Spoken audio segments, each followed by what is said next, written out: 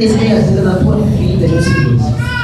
Pai, toma uma decisão, Senhor, das melhores que ela fez durante toda a sua vida, desde que ela nasceu. Ela vai poder agora, Senhor, experimentar e desfrutar de tudo que o Senhor tem preparado para ela e que estava lá parado, guardado, que o Senhor queria derramar, mas não achava espaço. Pai, sabemos que não é fácil, sabemos que o vento vem, sabemos que a dificuldade também virá, mas sabemos que todos os ventos serão repreendidos pelo Senhor. Sabemos que toda a dificuldade será também derrubada, todas as barreiras ruas pelo Senhor, Pai. Por isso, toma, Pai, ela em tuas mãos. Guarda, Pai, de todo mal, de todo perigo. Pai, guia ela pelos teus caminhos, Pai.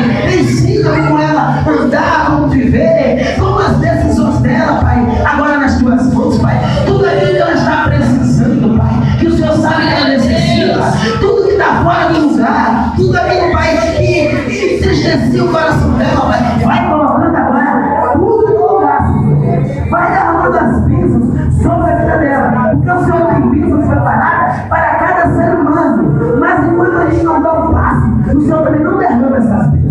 Mas, Pai, que agora todas essas bênçãos venham a ser derramadas e que ela venha a ser instrumento usado pelas tuas mãos para transformar também outras vidas, ó Deus. E muitos verão e dirão: ah, é aquela que eu achava que não iria para lugar nenhum, que está sendo agora abençoada. É, porque foi o Senhor que escolheu e ela decidiu te servir.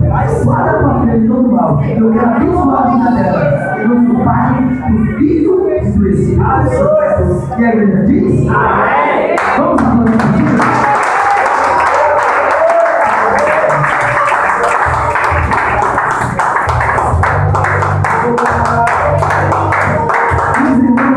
Eu vou dar um abraço nela. Agora,